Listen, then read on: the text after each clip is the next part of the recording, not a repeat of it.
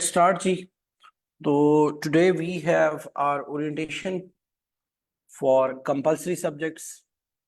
ठीक है, इस पे हम बात करेंगे कि हम किस तरह से इसको लेकर चलेंगे और किस तरह से हमारा जो ये प्लान है ये होगा। ठीक है स्टूडेंट्स, अगर आप CSS या PMS यानी कि जो कंपैटिटिव कोई भी जो कंपैटिटिव एग्जाम है, अगर आप उनकी जो जनरल तैयारी है उसको दो हिस्सों में डिवाइड करें तो वो दो हिस्से बहुत बेसिक से हैं। एक आपकी रीडिंग और एक आपकी राइटिंग। अब जो रीडिंग है दैट मीन्स कि आपने जितने भी सब्जेक्ट्स पढ़ने हैं, ठीक है, उनके अंदर यू नीड सम कंटेंट। ठीक है, कि उसके अंदर आपने क्या लिखना है। ठीक है, और दूसरी तरफ जो चीज है वो ये है कि आपने उसको कैसे लिखना है। तो अगर हम बात करें कि हमने क्या क्या लिखना है, तो there are two types of writings. एक जो इंग्लिश एसे एंड प्रेसेस का कॉम्पोजिशन का पेपर है, और दूसरा आपके जो 20 मार्क्स के क्वेश्चन है, जो कि फिर आप पाक अफेयर में, करंट अफेयर में, इस्लामियात में, पोल साइंस में, IR में, जेंडर में, क्रिमिनोलॉजी में, सोशियोलॉजी में, हर जगह पर जो है वो आप लिखेंगे ही लिखेंगे। ठीक है, तो उसके बाद दूसरी चीज कि जो रीडिंग है उसके लिए हम लोग क्या करते हैं, हम लोग यूजुअली लेक्चर्स ले लेते हैं किसी टीचर से। ठीक है, और साथ जो है वो हम जो अपनी बुक्स हैं उनको पढ़ते हैं। ठीक है, अगर आप बिगिनर हैं, बिगिनर मीन्स के आप अपने सारे ये जो सब्जेक्ट है, ठीक है, इनको ईमानदारी से स्टार्ट ले रहे हो इनको, या आप अगर पहले से भी तैयारी कर रहे हो तो आपने नोट कर लिया होगा कि बहुत ज्यादा फ्लक्चुएशन रहती है। कभी आप कुछ कर रहे होते हैं और कभी कुछ कर रहे होते हैं, तो प्लानिंग नहीं होती। ठीक है, तो इसीलिए हमने ये सेशन स्टार्ट किया है कि आप लोग कम से कम अपने लिए जो टाइम रखेंगे वो 4 to 5 मंथ्स का टाइम रखें। और हमारा जो सेशन है उसके अंदर हमने ये डिजाइन किया है कि आप लोग अपने जो 5 मंथ्स हैं वो इंग्लिश एसे और इंग्लिश प्रेसी, ये 5 के 5 माह जो है वो आप मुसलसल इसको लिखें, इसकी प्रैक्टिस करें। ठीक है, और जो टीचर है वो आपका काम चेक करेगा। ठीक है, तो इस तरह से फिर 5 के 5 माह हमारे जो है वो इन्हीं दोनों चीजों के ऊपर जाएंगे। लेकिन इसके साथ साथ हम लोग जो है वो अपने जो कंपल्सरी सब्जेक्ट्स हैं, पाकिस्तान अफेयर, ठीक है, और उसके बाद करंट अफेयर और इस्लामियात, ठीक है, जनरल साइंस एंड एबिलिटी, एक एक सब्जेक्ट हम यहां से उठाएंगे, लेकिन इंग्लिश को हम उसके साथ मुस्तकिल रखेंगे। और इंग्लिश का हमने जो प्लान किया है वो ये किया है कि आपका कुछ टाइम जो है वो फाउंडेशनल इंग्लिश में चलेगा, जिसमें जिन बच्चों के ग्रामर के इश्यूज हैं, सेंटेंस स्ट्रक्चर के इश्यूज हैं, ठीक है, और सिर्फ पढ़ाना नहीं है, उसकी इवेल्युएशंस हैं डेली बेसिस के ऊपर। उसके बाद नंबर 2 पे हम जाएंगे पैराग्राफ राइटिंग की तरफ। जी, पैराग्राफ राइटिंग। अब ये बड़ी ट्रिकी चीज है कि आप लोग अपनी फंडामेंटल जो इंग्लिश है जब उसको दुरुस्त करेंगे, उसको सेट करेंगे, तो उसके बाद स्ट्रेट अवे हमने इंग्लिश फुल कंप्लीट ऐसे पर नहीं जाना, हमने जाना है पैराग्राफ राइटिंग पर। और पैराग्राफ राइटिंग के साथ साथ फिर हमारी प्रेसेस की प्रैक्टिस है, और उसके बाद हम जाएंगे फुल ऐसे के ऊपर, जिसमें आप फुल लेंथ ऐसे लिखने के काबिल हो जाएंगे, उसको आप लिखेंगे भी और फिर वो साथ साथ इवेल्युएट हो जाएंगे। तो आप यूं समझ लीजिए कि ये 5 मंथ्स जो हैं ये आपका सारे का सारा जो फोकस रहना है, ठीक है, वो इसी इंग्लिश के पेपर पर ही रहना है। लेकिन साथ साथ हम जो अपने कंपलसरी के बाकी सब्जेक्ट्स हैं उनको भी जो है वो कवर करेंगे। अब ये थोड़ा सा यहाँ पर आपने गौर से ये ज़हन में बात रखनी है और सुनना है कि भाई जितना भी आप लोग जो है वो अपनी प्लानिंग करते हो, उसमें एक जो सबसे ट्रिकी चीज होती है वो ये होती है कि आप सेल्फ डिसिप्लिन नहीं होते। यानी कि आप इतने रिस्पॉन्सिबल नहीं होते कि आप खुद से ये सारी प्लानिंग करें और उसको एग्जीक्यूट करें। तो हम लोग क्या कर रहे हैं, हम लोग कह लें कि एक ये सेल्फ हेल्प है कि आप लोगों के लिए कोर्स डिजाइन हुआ है और इसी कोर्स के अंदर आपने जो है वो जब इसको फॉलो करना है, इसके अंदर चलना है, तो फिर विद इन द 5 मंथ्स एक डिसिप्लिन वे में आपके ये जो सब्जेक्ट्स हैं ये तैयार हो जाएंगे। और सबसे इंपॉर्टेंट चीज, सिर्फ कंटेंट नहीं तैयार होगा, ठीक है, हम लोग साथ साथ जो है वो इनकी राइटिंग, ये जितने भी सब्जेक्ट्स हैं इनकी राइटिंग भी साथ साथ करेंगे। और मोस्ट इंपॉर्टेंटली कि 20 मार्क्स का जो क्वेश्चन है उसको डेवलप कैसे करना है, उसको लिखना कैसे है, इसकी भी जो है वो प्रैक्टिस होगी। अब दूसरी चीज, मैं काफी 8-9 सालों से इस फील्ड में हूं, तो मुझे आइडिया होता है कि जब एक बिगिनर बच्चा या जो जिसकी फर्स्ट अटेम्प्ट होती है उसके पास रीडिंग के लिए जो है वो कोई सोर्स या कंटेंट नहीं होता, तो हमने एक इसका भी हल निकाला है कि जो हमारे बच्चे इस कंपल्सरी सेशन में आते हैं उनके लिए एक तो ये है कि हमने रीडिंग का बंदोबस्त ये किया है कि एक तो जो बुक क्लब है उसकी मेंबरशिप उनको फ्री दी हुई है कि आप अगर कंपल्सरी सब्जेक्ट्स में आ रहे हैं तो आप हमारा जो बुक क्लब है उसमें आप आइए, जिसमें हम मल्टीपल तरीकों से मल्टीपल सोर्सेस से जो अपनी चीजें हैं वो करते ही करते हैं। और इसका दूसरा सोल्यूशन ये है कि जो जनरल रीडिंग की बुक्स हैं, ठीक है, वो भी अब हम शुरू करेंगे, ठीक है, ताकि बच्चा जो है वो साथ साथ इंग्लिश वाला जो टीचर है उसके साथ अपनी इंग्लिश पर काम करे, जो पाक अफेयर या करंट अफेयर्स का टीचर है उसके साथ पाक अफेयर या करंट अफेयर करे, लेकिन साथ साथ जो है वो बच्चे को हम लोग जो है वो उसके लिए जो जेनेरिक रीडिंग है, यानी कि हिस्ट्री पे एक बुक लाजमी पढ़वाऊंगा मैं, ठीक है, इसी तरह पाकिस्तान की हिस्ट्री पर 2 से 3 किताबें लाजमी पढ़ेंगे आप, ठीक है, और इसी तरह जो दीगर सब्जेक्ट्स हैं, ठीक है, उनके हवाले से भी जेनेरिक रीडिंग पढ़ेंगे ताकि बच्चों को जो है वो मैक्सिमम से मैक्सिमम वैल्यू भी मिले और मैक्सिमम से मैक्सिमम जो है वो राइटिंग की भी प्रैक्टिस मिले, ठीक है। तो ये हमारा एक बेसिक स्ट्रक्चर है जी, ये हमारा बेसिक स्ट्रक्चर है कि जिसके अंदर हम लोग ये, और ये हमने अपना पिछला सेशन शुरू किया है, इंशाल्लाह उन बच्चों के जो फीडबैक हैं वो भी हम आपसे शेयर करेंगे कि विद इन 1 मंथ, ठीक है, जो सेशन हमने मई में शुरू किया कि विद इन 1 मंथ हमने उन बच्चों के साथ जो बेसिक फाउंडेशनल इंग्लिश का कोर्स है वो अपना कवर कर लिया, ठीक है, उसके साथ साथ हमने उन बच्चों का जो पाकिस्तान अफेयर है वो कवर कर लिया, और तकरीबन 10-10 के करीब, 5-8-8 के करीब जो असाइनमेंट्स हैं उन बच्चों से वो भी लिखवाई हैं, और उनका जो ग्रामर का काम है वो डेली बेसिस के ऊपर टीचर उनके साथ एंगेज है और वो जो है वो उनके साथ चल रहा है। अब आगे हमने उनके साथ चलना है पैराग्राफ राइटिंग, ठीक है।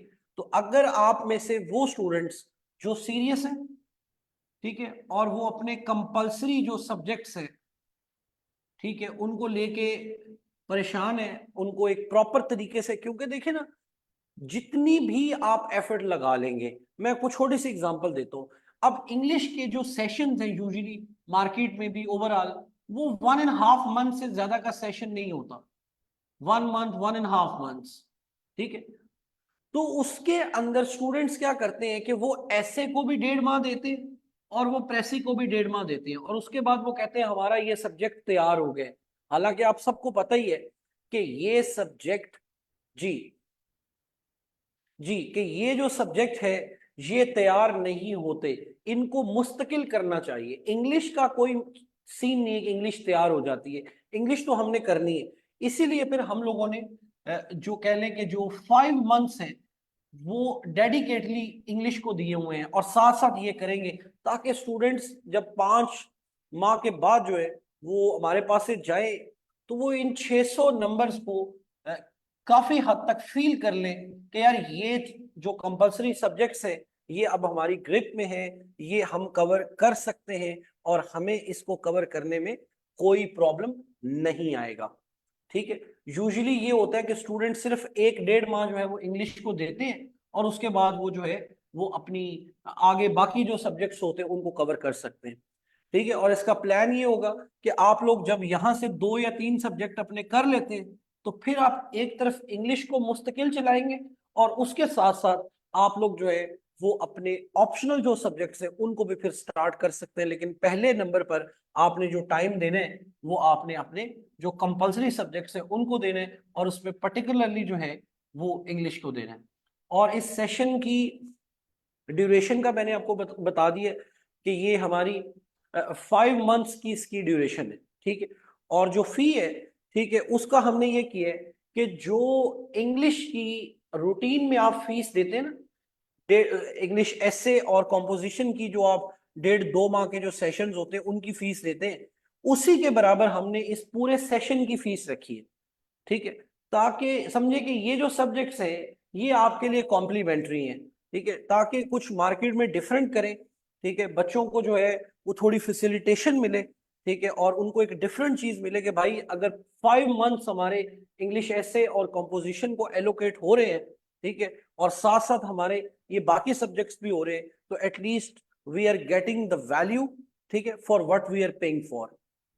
जी क्लियर होगी बात। ठीक है, और it is highly highly recommended कि आप लोग जो है if you are looking for an opportunity कि जहां आपके कंपल्सरी जो सब्जेक्ट्स हैं वो तैयार हो, मुनासिब टाइम में हो, अच्छे टाइम में हो, ठीक है, और आप लोग उसको प्रॉपर तैयार करना चाहते हैं यानी कि सीरियस इनफ है, ठीक है, तो यू आर मोस्ट वेलकम। आप इसको ज्वाइन करें और इंशाल्लाह यू विल सी के हम जो है वो इसी तरतीब से इसी तरीके के साथ जो है वो अपनी चीजें वो करेंगे। ठीक है, अभी जो है इंग्लिश के लिए, इंग्लिश ग्रामर एंड कंपोजिशन के लिए जो हमारे टीचर हैं मैडम, ठीक है, she will be speaking to you और वो आपको इंग्लिश का प्लान बताएंगे, क्योंकि इसमें मेन इंपॉर्टेंट जो फोकस हमारा 5 माह रहना है वो इंग्लिश ही पर रहना है। तो she will be guiding you कि वो इंग्लिश को कैसे लेकर चलेंगी, उनका जो पैटर्न होगा वो किस तरीके से होगा, और बच्चों को जो है वो इन 5 मंथ्स में इंग्लिश के हवाले से हमारा क्या प्लान होगा और किस तरीके से लेकर चलेंगे। ठीक है, तो थैंक यू वेरी मच। ठीक है, आपके कोई क्वेश्चंस हो तो आप जरूर पूछ सकते हैं, अदरवाइज ठीक है तो ओवर टू मैम, आ जाए जी। Thank you. अस्सलाम वालेकुम online students, welcome to Zavia platform. मेरा नाम एविश है और मैं 1 साल से CSS एस्पायरेंट को कोच कर रही हूँ। सर, विकास की जो डिस्कशन है इसको कंटिन्यू रखते हैं और CSS के टेक्निकल एस्पेक्ट्स के बारे में थोड़ा सा डिस्कस करते हैं और उसके बाद जो है CSS में इंग्लिश का इस बैच में एकेडमी के थ्रू आपको CSS का जो प्लान ऑफ एक्शन है वो दिया जाएगा, उसे फिर हम डिटेल में डिस्कस करते हैं।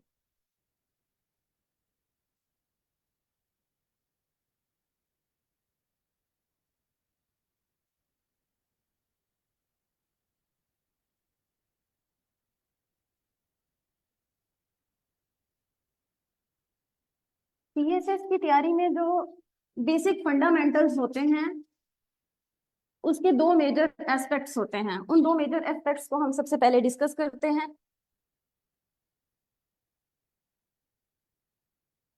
एक तो है विल पावर। आप लोगों ने ये डिसाइड कर लिया कि CSS करना है, ओके। उसके बाद आपको चाहिए प्लान ऑफ एक्शन।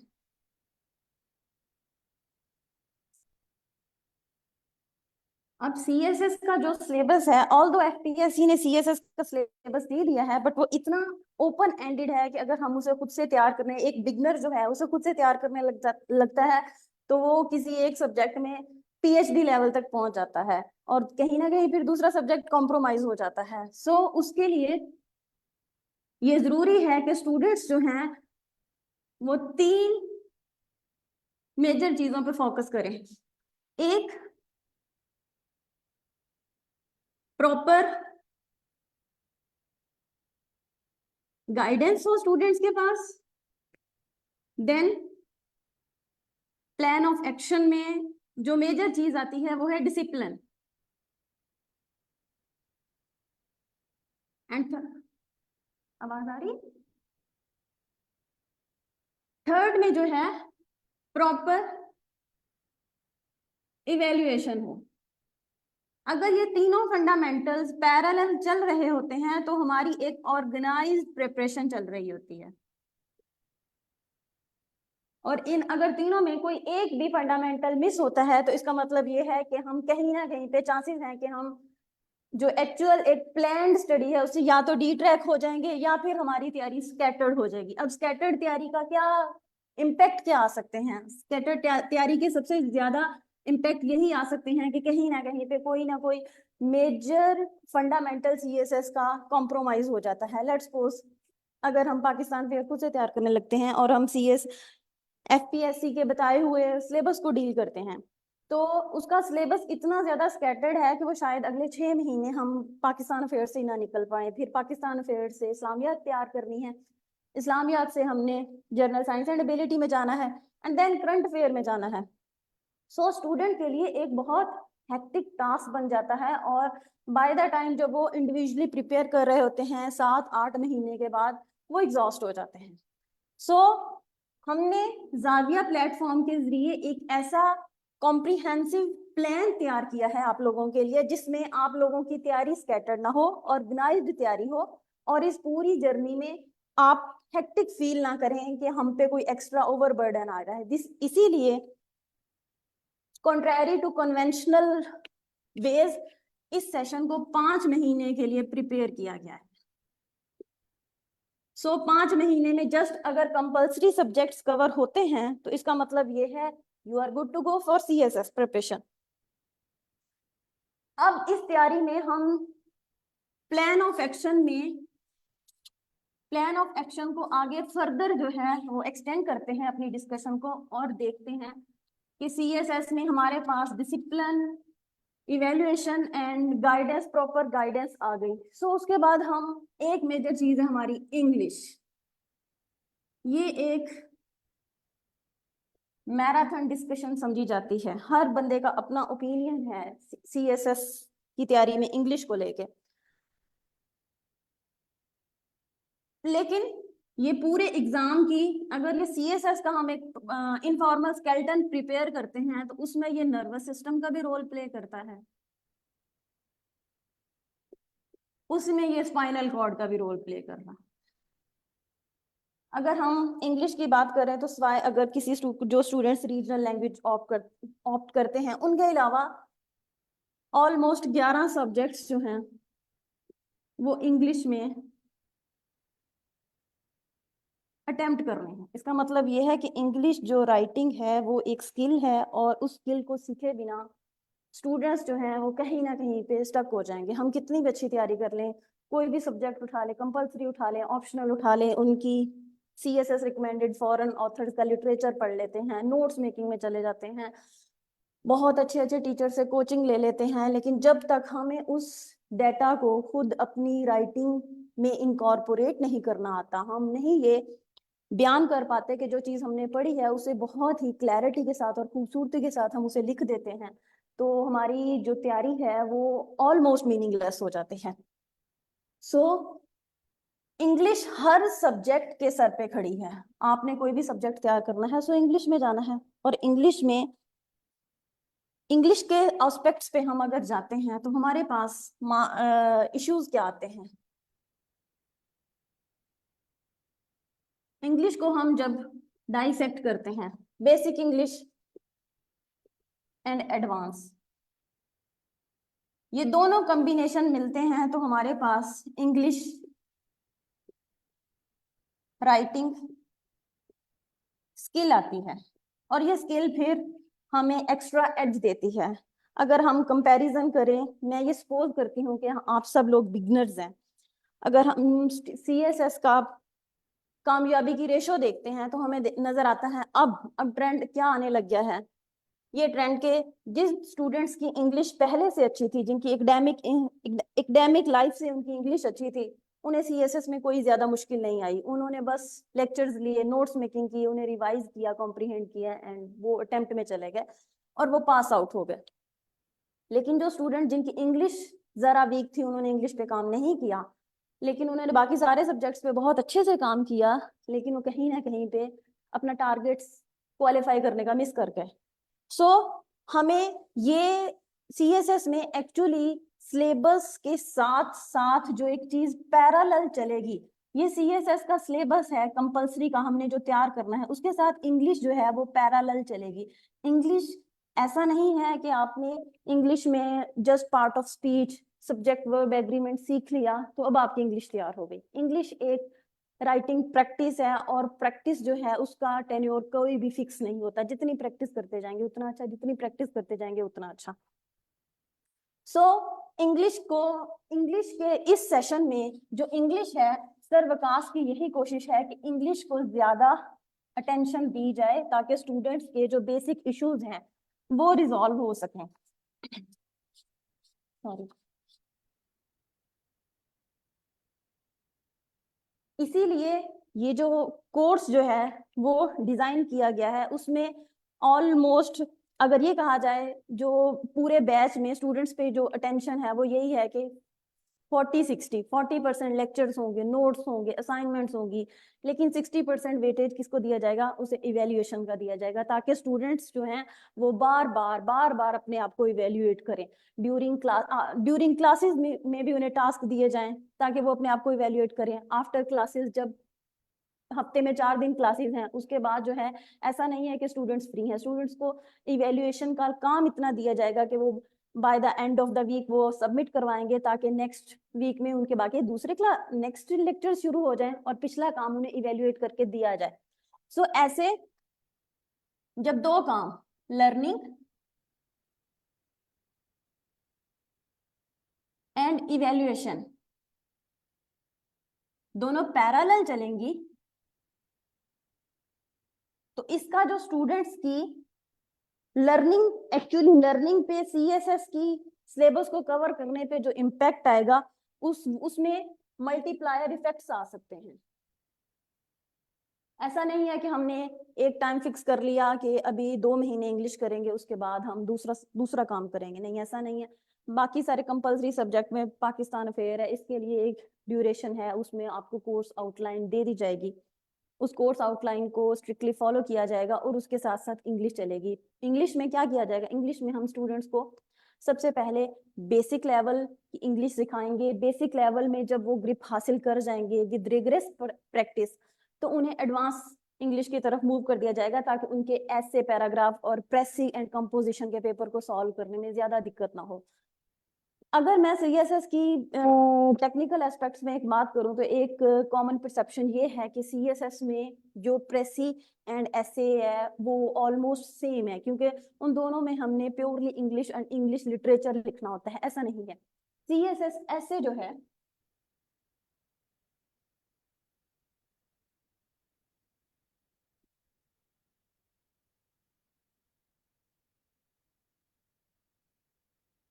CSS में पैराग्राफ स्किल जो है ये पर्टिकुलरली रिकमेंडेड है, यही रिक्वायरमेंट है। और इसके साथ जो प्रेसी का पेपर है, इसमें इंग्लिश जो है, इंग्लिश स्किल बेसिक से स्टार्ट होती है and advance level of English structure तक एक्सटेंड हो जाती है। सो जब हम एडवांस इंग्लिश स्ट्रक्चर हासिल कर लेते हैं, फिर जाके हमें पैराग्राफ में हेल्प मिलती है। अगर आप ये सोचेंगे ये काम बेसिक इंग्लिश और एडवांस इंग्लिश सीखे बिना हम डायरेक्ट पैराग्राफ में जंप करते हैं, हम ये देखते हैं कि टॉपिक सेंटेंस क्या होता है, ओपनिंग लाइन क्या होती है, एक्सप्लेनेटरी लाइंस क्या होती हैं, आर्गुमेंटेटिव पैराग्राफ क्या होता है, डिस्क्रिप्टिव क्या होता है, तो आपको एक स्केलेटन पैराग्राफ का समझ आ सकता है, जितने भी पैराग्राफ की टाइप्स हैं उनकी समझ आ सकती है। लेकिन उन पैराग्राफ में अपने आर्ग्यूमेंट्स को पुट क्लैरिटी के साथ कैसे करना है, यहाँ पे मुश्किल आ जाएगी। क्यों? क्योंकि इंग्लिश जो है वो एक इतनी ज्यादा डाइवर्स और इतनी ज्यादा, उसका होराइजन, फॉरेन लैंग्वेज है, उसका होराइजन बहुत ज्यादा स्ट्रॉन्ग है। दो लफ्ज लिखने से मीनिंग ऑल टुगेदर चेंज हो जाता है। आपने एडजेक्टिव की जगह एडवर्ब लिख दिया तो मसला हो गया, एडवर्ब मिसिंग हो गया तो मसला हो गया, सब्जेक्ट वर्ब का इशू आया तो एग्जामिनर जो है वो इंटॉलरेंट हो जाता है। एग्जामिनर इतना ज्यादा इस चीज को लेके सीरियस नहीं होता कि डाटे का कंटेंट कितना है। समटाइम्स बहुत सारे स्टूडेंट्स ऐसे मिलते हैं जो सीएसएस करने में कामयाब हो गए, वो ये कहते हैं कि हमने तो कोई फॉरेन सीएसएस के लिए रिकमेंडेड बुक्स नहीं पढ़ी थी, हमने कोई फॉरेन लिटरेचर पढ़ा ही नहीं था, हमने क्या किया था, हमने बस एक दफा सिलेबस जो हमने नोट्स दिए गए थे, या हम एकेडमी से नोट्स दिए गए, या हमने एकेडमी में की सुपरविजन में अपने नोट्स बनाए। बाय द एग्जाम स्टार्ट्स हमने देन उन्हें रिवाइज किया एंड देन उन्हें कॉपी पेस्ट कर दिया। इसका मतलब ये है कि उन्होंने एक्स्ट्रा एफर्ट कंटेंट को हासिल करने में नहीं की, लेकिन वो कामयाब हो गए। क्यों कामयाब हो गए? उनकी इंग्लिश राइटिंग स्किल पे बहुत ज्यादा ग्रिप थी। जब आपकी इंग्लिश राइटिंग स्किल पे बहुत ज्यादा ग्रिप होती है तो आप नॉर्मल सी भी बात में इतनी खूबसूरती से लिख देते हैं कि पढ़ने वाला सोचता है कि ये तो बहुत बड़ी बात हो गई है। सो ये हमारे लिए सीखना बहुत बहुत ज्यादा जरूरी है कि हमारे पास इंग्लिश राइटिंग स्किल अगर आ जाती है तो ये सोचें कि सीएसएस की जर्नी आपकी आधी क्लियर हो गई है, उसके बाद तो काम ही कोई नहीं रह गया। आपको बस अपनी एक सिलेबस को फॉलो करना है, उसे उसके नोट्स बनाने हैं, उसे रिवाइज करना है एंड देन इवेल्युएट करवाना है। सो कहने का मकसद ये है कि इंग्लिश प्रेसी एंड कंपोजिशन इंटायरली दो डिफरेंट पेपर हैं, इनको डील करने की ट्रिक्स दो डिफरेंट है, इनकी तैयारी के लिए अलग से टाइम चाहिए। ऐसा नहीं है कि ऐसे करते वक्त आपका प्रेसी ऑटोमेटिकली कवर हो गया। हाँ, ये जरूरी बात है कि ये दोनों सब्जेक्ट्स एक दूसरे को कॉम्प्लीमेंट बहुत करते हैं। अगर सीएसएस प्रेसी के पेपर में हम जो ग्रामर का पोर्शन सीख रहे होते हैं तो वो ऑटोमेटिकली हमारी जो पैराग्राफ राइटिंग है वहां पे कुछ इम्प्रूवमेंट ऑटोमेटिकली आ रही होती हैं। और अगर हम जब पैराग्राफ सीख रहे होते हैं तो हमें प्रेसी को कॉम्प्रीहेंड करना आ रहा होता है। सो इसका मतलब ये है कि ये दोनों पेपर कॉम्प्लीमेंट करते हैं बट इंटायरली डिफरेंट हैं और दोनों तैयारी के लिए separate time and attention demand करते हैं। सो सर विकास नवाज इस सेशन में सीएसएस ऐसे का कोर्स आपको डिटेल में पढ़ाएंगे जिसमें आउटलाइंस, पैराग्राफ्स, आर्ग्यूमेंट्स, हर चीज आपको डिस्कस की जाएगी। उसके पैरेलल जो प्रेसी का पोर्शन है उसमें मैं आपको हेल्प आउट करूंगी कि किस तरीके से आप अपनी इंग्लिश राइटिंग स्किल जो है वो गेन कर सकते हैं, ताकि जब आप इंग्लिश पैराग्राफ राइटिंग में जाएं या दूसरे सब्जेक्ट्स की नोट्स मेकिंग में जाएं तो आपको इश्यू ना हो। अगर आप को पता हो कि स्टूडेंट्स जो हैं, अगर हम देखें कि अपनी सीएसएस की जर्नी में जो बिगनर स्टूडेंट्स हैं, जो हम जैसे हम्बल एकेडमिक बैकग्राउंड से आ रहे होते हैं, तो उन्हें ये प्रॉब्लम ये होती है कि पढ़ लिया, समझ भी आ गई, अब लिखें कैसे इसे नोट्स मेकिंग में। जब नोट्स मेकिंग में उन्हें टास्क दे दिया जाता है कि ये टॉपिक है, इसके आपने नोट्स बनाने हैं, ये रिकमेंडेड बुक्स हैं, डाटा कलेक्ट करें और डाटे को जो है अपनी लैंग्वेज में ये शॉर्ट नोट्स बनाएं, एक्सटेंसिव नोट्स बनाएं, लेकिन आप उन्हें अपनी राइटिंग में लिखें। स्टूडेंट्स ने क्या किया? पढ़ा, समझ भी लिया, अब उसे अपनी राइटिंग में कैसे लिखें? क्योंकि इंग्लिश राइटिंग स्किल ही नहीं है। सो इंग्लिश राइटिंग स्किल जो है वो सीखना बहुत बहुत बहुत ज्यादा जरूरी है। सो इंग्लिश राइटिंग स्किल सीखने के लिए मैंने एक डिटेल्ड प्लान डिजाइन किया है। उस डिटेल्ड प्लान में मेरा फोकस दो एस्पेक्ट्स पे होगा। एक है basic English and then advance. Basic English में जब आप एक सेंटेंस स्ट्रक्चर के फंडामेंटल समझ लेंगे तो ही आपको एडवांस इंग्लिश में हेल्प आउट हो सकेगा। ऐसा नहीं है कि मैं सबसे पहले आपको कहूँ प्रेसी के कुछ साइंटिफिक रूल्स हैं वो बताऊं कि चलें जी ठीक है अब हम प्रेसी करते हैं। ऐसा नहीं हो सकता। सब स्टूडेंट्स का एकेडमिक कैलिबर सेम नहीं है। कुछ स्टूडेंट्स हैं ठीक है वो अच्छे एकेडमिक बैकग्राउंड से आए हैं, उन्हें मैंने टेक्निकल एस्पेक्ट्स बता दिए, वो नेक्स्ट मोमेंट में एक प्रेसी जो है वो करके ले आएंगे। लेकिन कुछ ऐसे स्टूडेंट्स होंगे वो कहेंगे मैडम लिखें क्या, समझ नहीं आ रही, इसको अपनी लैंग्वेज में कैसे ट्रांसलेट करें। सो ये इश्यूज जो हैं जो ऑलमोस्ट 80% स्टूडेंट्स काउंटर कर रहे होते हैं, इन इश्यूज को हम बेसिक इंग्लिश लैंग्वेज के पोर्शन में डिस्कस करते हैं। इसमें हम सेंटेंस स्ट्रक्चर को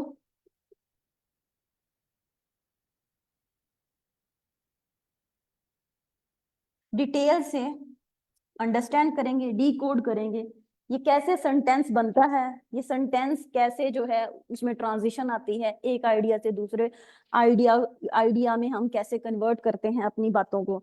तो इसमें सेंटेंस स्ट्रक्चर सीखना बहुत जरूरी है। जब आपने सेंटेंस स्ट्रक्चर सीख लिया, अगर इसी चीज को मैं एक्सप्लेन करूं, तो हम अक्सर ये सुनते हैं सीएसएस में कि जिसका ऐसे पास हो गया वो समझे कि सीएसएस पास कर गया, जिसका ऐसे का पेपर ठीक हो गया उसके बाकी सारे पेपर ठीक चल रहे होते हैं। सो ऐसे का फंडामेंटल है पैराग्राफ, जिसने इसका मतलब ये है कि जिस स्टूडेंट की पैराग्राफ पे ग्रिप है तो उसके लिए ऐसे को डील करना कोई ज्यादा मुश्किल बात नहीं है। लेकिन अगर हम पैराग्राफ में जाते हैं तो पैराग्राफ में बच्चों क्या है, पैराग्राफ में अ ग्रुप ऑफ सेंटेंसेस पड़ा हुआ है, जिसमें सेंटेंसेस की वैरायटी बहुत ज्यादा है। सो जो वैरायटी ऑफ सेंटेंसेस है वो एक आइडिया को डिस्कस कर रहे होते हैं। इसका मतलब ये है कि पैराग्राफ के अंदर हमें सबसे ज्यादा किस चीज की जरूरत है, सेंटेंस स्ट्रक्चर की। हमें पता हो कि सेंटेंस स्ट्रक्चर क्या है, ये कैसे बनता है, कॉम्प्लेक्स क्या होता है, सिंपल क्या होता है। ये है हमारा बेसिक फोकस पूरी तैयारी के अंदर जिस पे होना चाहिए। जब आपका सेंटेंस ठीक हो जाता है तो आपको बहुत थोड़ा टाइम लगता है पैराग्राफ सीखने में, और जिसका पैराग्राफ ठीक पहले हो गया तो उसके लिए तो सीएसएस में जो ऐसे का पोर्शन है, या जो फिर उसने कंपलसरी सब्जेक्ट्स में जाके अपने आंसर्स को आर्ग्यूमेंट्स एक ऑर्गेनाइज्ड वे में आर्ग्यूमेंट पुट करने होते हैं, तो कोई मसला नहीं रहता उनके लिए। सो मेरी अटेंशन आप लोगों के साथ इस पूरे ड्यूरेशन में यही रहेगी कि आपको सेंटेंस फॉर्मेशन जो है इसमें कोई मुश्किल ना आए।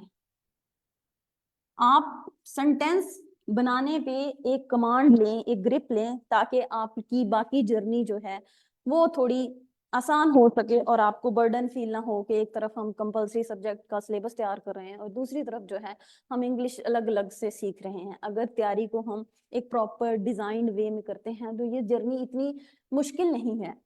सेंटेंस फॉर्मेशन बनाने के लिए हमें वापस उसी बेसिक इंग्लिश लैंग्वेज पे जाना होगा जिसे हम पूरी अपनी एजुकेशन जर्नी में ओवरलुक करते हैं। इसका मतलब ये है कि हमने ना तो मैट्रिक में तवज्जो दी, कुछ एजुकेशन सिस्टम भी ऐसा था, तो इंग्लिश पे हमने हमेशा कॉम्प्रोमाइज किया। अब सीएसएस करने आए हैं तो सीएसएस के सामने जो एक बिल्कुल जिन भूत की शक्ल में खड़ा है वो सेंटेंस स्ट्रक्चर खड़ा हुआ है। तो अगर सेंटेंस स्ट्रक्चर को डील कर लिया गया तो सीएसएस की जर्नी बड़ी आसान हो जाती है।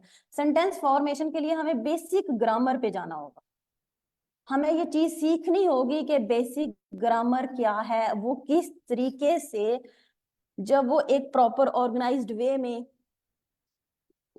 पुट की जाती है तो हमारे पास एक सेंटेंस आता है। सो सेंटेंस सीखना, सेंटेंस की वैरायटी सीखना, ये हमारा इस बैच में मेरा आप लोगों के साथ काम होगा। ये सिर्फ खाली मैंने सिखाना नहीं है, मैंने आप लोगों से काम करवाना है। काम किस तरीके से करवाना है कि मुझे आप लोगों को जस्ट हिंट देना है कि ये मामला क्या है, ये इशू क्या है। आज के लेक्चर में हम कौन सा बेसिक ग्रामर के फंडामेंटल्स डिस्कस करने जा रहे हैं। उसके बाद आपको क्लास टास्क दिए जाएंगे। क्लास टास्क के बाद जब दूसरे वीक्स में दूसरे लेक्चर होंगे तो उसमें मैं आपको असाइनमेंट्स दे दूंगी। और ये असाइनमेंट्स ऐसा नहीं है कि जितने दिन आपके प्रेसिएंट कंपोजिशन के मेरे साथ लेक्चर हैं उन दिनों में नहीं नहीं, जब तक ये बैच है तब तक ये टास्क चलेंगे। और जब जब आपका दिल करे आप इवेल्युएशन करवा सकते हैं, हम हमेशा ऑनलाइन अवेलेबल हैं आप लोगों के लिए। सो सेंटेंस फॉर्मेशन को जब हम ब्रेक डाउन करते हैं तो हमें वापस बेसिक ग्रामर पे जाना है। बेसिक ग्रामर में जब हम जाते हैं तो हमें ये देखना है कि यहाँ पे बेसिक ग्रामर के फंडामेंटल्स क्या पढ़े हैं। सबसे पहले पार्ट ऑफ स्पीच पढ़ा हुआ है। पार्ट ऑफ स्पीच में हमें ये जानने की जरूरत नहीं है, ना ही मेरा ये इंटरेस्ट है, ना ही ये मेरा फोकस है कि मैं आपको बताऊं कि नाउन क्या होता है, प्रोनाउन क्या होता है, एडजेक्टिव क्या होता है। ये बच्चे आपको भी पता है। आप गूगल 1 मिनट 1 सेकंड दूरी पे हैं, अगर आप गूगल पे चैट जीपीटी पे लिखें नाउन क्या है तो वो मुझसे ज्यादा या कहीं किसी भी टीचर से ज्यादा आसान और ब्यूटीफुल तरीके में आपको बता सकता है कि नाउन क्या है, प्रोनाउन क्या है, वर्ब क्या है। मेरा मकसद क्या है, मेरा मकसद ये है कि आपको ये सिखाना कि ये जो पार्ट्स ऑफ स्पीच हैं ये सेंटेंस में किस तरीके से फिट होते हैं, इनकी जो पोजीशन, इनकी जो प्लेस है वो किस तरीके से सेंटेंस के फॉर्मेशन को इम्पेक्ट करती है। सब्जेक्ट का होना सेंटेंस के स्टार्ट में क्या कितना जरूरी है। अगर यही सब्जेक्ट जो है सेंटेंस के एंड पे चला जाता है तो किस तरीके से सेंटेंस की टोन चेंज हो जाती है, हम एक्टिव से पैसिव में एंटर हो जाते हैं। सो ये काम है इसमें। आप आपको टास्क दिए जाएंगे। लेट्स सपोज में हम ये सोचे कि हमने आज के लेक्चर में नाउन एंड प्रोनाउन पढ़ा। सो नाउन एंड प्रोनाउन पे मेरा एक छोटा सा ओवरव्यू होगा आपके साथ कि ये क्या है, ये सब्जेक्ट में किन किन फॉर्म में आ सकते हैं। लेकिन उसके बाद आपको टास्क दिया जाएगा, कुछ सेंटेंसेस दिए जाएंगे, कुछ पैराग्राफ दिए जाएंगे, उनमें आप जो है पॉइंट आउट करेंगे सब्जेक्ट क्या है, ये किस तरीके से लगा है। सो इसके साथ वर्ब का एग्रीमेंट क्या है, ये चीजें जानना बहुत जरूरी है। अगर ये प्रैक्टिस जो है वो आप अराउंड 2 महीने रिगरसली कर लेते हैं तो चीजें आपके लिए बहुत ज्यादा आसान हो जाती हैं। वर्ब की डिटर्मिनेशन क्या है सब, तो इसमें पार्ट्स ऑफ स्पीच पे हमें जो है वो उनकी राइटिंग प्रैक्टिस, उन पे लेक्चर्स नहीं, लेक्चर्स ओवरव्यू चलेंगे। उनमें राइटिंग प्रैक्टिस में आप जो हैं वो कॉम्प्लेक्स इंग्लिश राइटिंग जो ऑलमोस्ट डॉन में है, और जो सीएसएस में मोस्टली कंपलसरी सब्जेक्ट्स में और ऑप्शनल सब्जेक्ट्स के जो पेपर आ रहे होते हैं उनमें जो एग्जामिनर क्वेश्चंस दे रहा होता है वो हमेशा कॉम्प्लेक्स फॉर्म में आ रहे होते हैं। बट हमें क्या है, हमें उन कॉम्प्लेक्स फॉर्म्स को समझना है। और जब एग्जामिनर हमेशा स्टूडेंट से डिमांड करता है कि क्लैरिटी के साथ लिखें और वो प्रेफर करता है सिंपल राइटिंग को। इन किसी भी लैंग्वेज की खूबसूरती ही ये है कि वो इतनी आसान हो कि समझ आ जाए। तो यहाँ पे हमने कॉम्प्लेक्स राइटिंग को समझना है। कॉम्प्लेक्स राइटिंग को समझने का मतलब ये है कि जब एक सेंटेंस में नाउन प्रोनाउन 8 के 8 पार्ट्स ऑफ स्पीच इकट्ठे आ जाते हैं तो क्या होता है, उसे कैसे समझना है। हमें उसकी टोन को डिफाइन करना है, उसे समझना है कि किस सेंटेंस टोन में ये बात कही गई है। फिर हमें वो उसे मेंटली प्रिपेयर करना है कि एग्जामिनर ने क्या पूछा है कि मुझे किस टोन में आंसर करना है।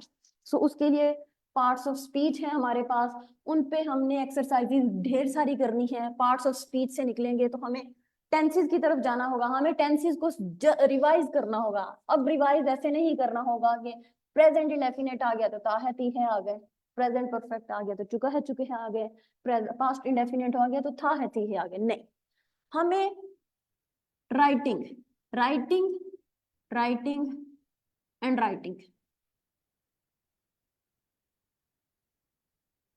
इसमें दो हैं। या तो आपसे डिफरेंट किस्म के सेंटेंसेस बनवाए जा सकते हैं कि आज का टास्क ये है कि आप जो है करंट इशू चल रहा है, करंट इशू में सपोज आजकल सी पैक जो है वो हॉट टॉपिक बना हुआ है। रिसेंटली पाकिस्तान के डेलीगेशन ने चाइना विजिट किया है, तो हमें ये देखना है। सी पैक पे हम बात करते हैं, सी पैक के जो प्रोजेक्ट्स जो हैं वो फंक्शनल हैं, हमें प्रेजेंट इंडेफिनिट में लिखने का टास्क दे दिया जाएगा, उसके बाद प्रेजेंट परफेक्ट में लिखने का टास्क दे दिया जाएगा।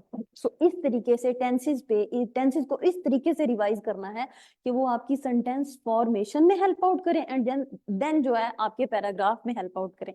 सो कहने का मकसद ये कि हमारा अल्टीमेट गोल यही है, इसी को अचीव करना है इस 5 महीने में, ताकि आपके जो बाकी कंपलसरी ऑप्शनल कोई भी सब्जेक्ट हैं उनमें आपको फिर जाके एक्स्ट्रा एफर्ट नहीं करनी पड़ेगी। ओके, मैं अभी पाकिस्तान अफेयर का सिलेबस तैयार करने लगा हूँ, इससे पहले 1 घंटा मैं देता हूँ कि मैं जरा देखूं कि पाकिस्तान अफेयर का ये वाला जो टॉपिक है इसे इंग्लिश में कैसे लिखा जा सकता है। ये का स्टूडेंट्स बहुत ज्यादा इशू लाइब्रेरीज में बैठ के जब वो इंडिविजुअली तैयारी कर रहे होते हैं तो ये चीजें बहुत ज्यादा कर रहे होते हैं। सो सर्वकाश नवाज की यही कोशिश है कि हम स्टूडेंट्स के लिए एक ऐसा 1-on-1 सेशन डिवाइस करें जिसमें आप लोगों के जो कंसर्न्स हैं तैयारी के दौरान, आप लोग जो इशू मोस्टली काउंटर करते हैं, उन आपके पेन पॉइंट्स को हिट किया जाए। सो पार्ट्स ऑफ स्पीच के बाद हमने टेंसेस पे ग्रिप हासिल की। अब टेंसेस पे ग्रिप हासिल करने के बाद जो है हम सेंटेंस स्ट्रक्चर की तरफ चलते हैं। अब सेंटेंस स्ट्रक्चर में हमें ये देखना है कि सीखना है कि सेंटेंस स्ट्रक्चर क्या है, सेंटेंस कितने टाइप्स का है, सिंपल है तो क्या फंडामेंटल्स हैं, उसे कॉम्प्लेक्स है तो क्या फंडामेंटल्स हैं। फॉर एग्जांपल मैं आपको बताती हूँ, एग्जामिनर हमेशा आपको जो भी क्वेश्चन देता है सिर्फ ऐसे की तो एक फ्रेज लगा होता है, मोस्टली वो एक स्टेटमेंट होती है, समटाइम्स वो इंटेरोगेटिव क्वेश्चन सेंटेंस भी दे देता है। सो प्रेसी में जो आपका सेंटेंस आ रहा होता है वो हाईली कंपाउंड कॉम्प्लेक्स चल रहा होता है।